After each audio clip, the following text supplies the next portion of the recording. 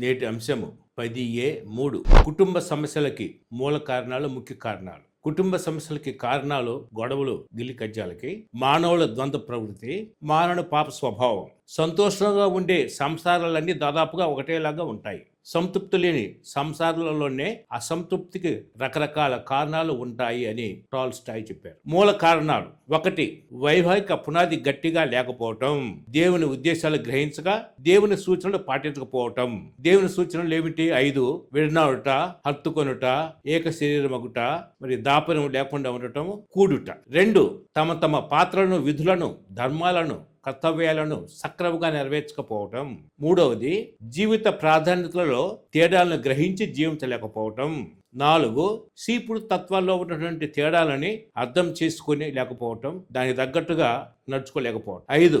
పాపం పాలనలో వివాహం, అంటే లోకములో పాపం ప్రవేశించిన తర్వాత దేవుని ప్రణాళికకు విఘాతం కలిగినందువల్ల మరి దానివల్ల ఎన్నో సమస్యలు ఏర్పడ్డాయి. అందులో ముఖ్యంగా ఒకటి ఏంటంటే అవగాహన లోపము, ఆర్థిక సమస్యలు, అనుమానాలు, లైంగిక అసంతృప్తి, వ్యసనాలు, అక్రమ సంబంధాలు, తదితర వ్యామోహాలు, వ్యవహారాలు, కుటుంబ సభ్యులతో పేచి అవలంబించిన పద్ధతులు, ప్రణాళిక లేకపోవటం, బిడ్డల పెంపకములు తేడాలు, సెల్ ఫోన్ అంటే చరవాణి వ్యవహారం, ఫోన్ తగాదాలు, టీవీ, కంప్యూటర్ తదితర అంశాలు. అంతేకాకుండా ఇంకొక అంశము దేవుని చిత్తానుసారంగా జీవించలేకపోవటం, ప్రార్థనా రాహిత్యం. 7. భార్యాభర్తలు ఎందుకు పోట్లాడుకుంటారు?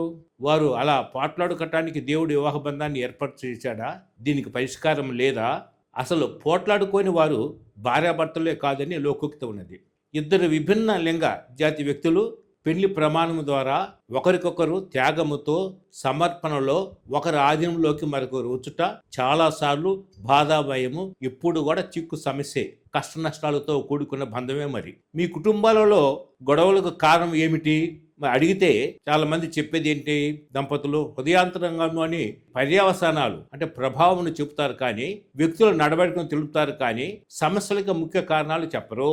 అందులో ఒకటి ఏంటంటే కోపం, ఆవేశం, తొందరపాటు. మా ఆవిడని అర్థం చేసుకోలేక పిచ్చెక్కుతుందని భర్త, ఇతరుని భరించడం కష్టంగా ఉన్నది, మా ఆయనతో వేగలేక వస్తున్నానని భార్య వాపోతూ ఉంటారు. ఏ స్త్రీనైనా అడిగితే నా భర్త నన్ను ప్రేమించట్లేదు, నన్ను సరిగా పట్టించుకోవట్లేదు అని జవాబు ఇస్తుంది. ఇక పురుషుడిని అడిగితే నా భార్య నాకు లోబడట్లేదు, ప్రతి విషయానికి ఎదురు మాట్లాడుతుందని మరి జవాబు ఇస్తాడు పురుషుడు. నన్ను ప్రేమగా చూసుకుంటే ఎందుకు లోబడనండి అని సమాధానం ఇస్తుంది భార్య. నేను చెప్పినట్టు చేస్తే ఎందుకు మంచిగా చూసుకోని అంటే సమాధానం ఇస్తాడు.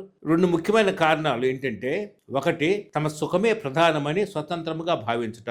వివాహ అంతస్తులో ఇద్దరు ఒకటిగా జీవించవలసి వాళ్ళే విడివిడిగా జీవించుతూ ఉన్నారు. తమ లక్ష్యాలు, అభివృద్ధి, సుఖమే ప్రధానమని స్వతంత్రులుగా భావించు సమస్యల సుడిగడంలో చిక్కొంటున్నారు. 2వది విపరీత ధోరణులు. ఒకరి పట్ల మరొకరు విపరీత భావాలు, అభిప్రాయ గల దంపతులు త్వరలోనే దాంపత్య జీవితంలో నిరాశ నిస్పృహలకు గురై అపజయం పొందుతారు. యువతలు విపరీత ధోరణి ఏంది? యువతలు ఏమనుకుంటారు? యువకుడిని గుర్చి తన కోసమే భూలోకంలో జన్మించిన పుణ్యపురుషుడని, తనకు దాసోహమని భ్రమించిన యువకుడు యువతను గూర్చి స్వర్గం నుండి భూలోకం నుండి ఊడిపోయిన దేవతని ఒక విలాస వస్తువుగా చూసిన నిజ జీవితంలో ఓడిపోతారు. యథార్థతలు ఏమిటంటే భర్త అధిపతి, 2 నావికుడు, 3 తన బిడ్డల తండ్రి. భార్య ఎవరు? భార్య స్నేహితురాలు, సహచరుని అనుసరించడము, తన బిడ్డల తల్లిని గ్రహించాలి. 3వ అంశము సర్దుబాటుకు అంగీకరించకపోవటం, ఒప్పుకోకపోవటం. చాలా మంది వివాహం చేసుకుంటారు, కానీ మరి మార్పు చెందవద్దని, మారనని మొండికేస్తారు, మారటానికి ఇష్టపడరు. అటువంటి వారు వివాహ జీవితంలో ఇమడరు. ఇద్దరు ఏకాభిప్రాయానికి రాక విభిన్న వ్యక్తులుగా ఉంటూ మార్పుకు ఇష్టపడకపోవటం అత్యంత శోచనీయం. పాప హృదయాలుగా మారిపోతున్నారు. ఇంకొక ముఖ్యమైన అంశం ఏంటంటే సహజమైన స్త్రీ పురుష తత్వాల్లో తేడాలు, నైజము. వివాహ జీవితంలో దంపతుల మధ్య లింగపరమైన మూల విభేదాలు ఉండును. స్త్రీ పురుష తత్వాలలో అవగాహన లేని తనం వల్ల ఎన్నో సమస్యలకు దారితీయును. హృదయములోనున్న పాపము కేవలము రెచ్చిపోయే సున్నితము గల విభేదాలను నీతిపరమైన విషయాలుగా ప్రతిస్పందించున్నారు. స్త్రీలు ఆధారపడటాన్ని పురుషుడు చులకనగా, పురుషుని స్వతంత్రతను గర్వముగాను స్త్రీలు భావిస్తున్నారు. ఆది తండ్రుల పాప ప్రభావం పాప పాలనలో వివాహము. 1. పురుషుడు పనికి బానిస, కష్టించి చెమతో సంపాదించాలి.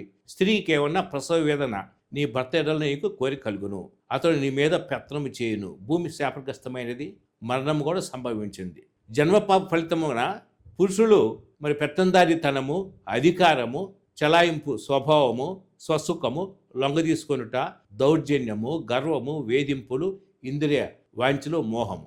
స్త్రీ ఏమన్నా వ్యతిరేకించి ఎదిరించి తిరుగుబాటు చేయుట మరి జరుగుతున్నది. స్త్రీ వ్యతిరేకించి ఎదిరించి తిరుగుబాటు చేయుట జరుగుతున్నది. ఎదురు తిరుగుట, సాధింపులు, పట్టుదల, తలబిరుస్తానము, సమర్థించుకొనుట, అనుమానము, ఫిర్యాదుతాత్వము. స్త్రీ భర్త ప్రేమను, అనురాగాన్ని, గుర్తింపును కోరుతుంది. పురుషుడేమన్నా సంపాదనలో, లోక వ్యవహారాల్లో సతమవుతూ ఉంటాడు. అప్పుడు స్త్రీకి ఏమైతుంది? స్త్రీ అసంతృప్తికి గురవుతుంది. ఈసడింపులను మాత్రం భర్త సహించలేడు. ఇది ఎన్నో సమస్యలకు దారితీస్తుంది. ఇంకా వ్యక్తిత్వము, కులము, మతము, చదువు, అందము, ధనం, గర్వం, కోపం, అలుగుట, అనుమానము, పోటీతత్వము కించపడటం జరుగుతున్నది.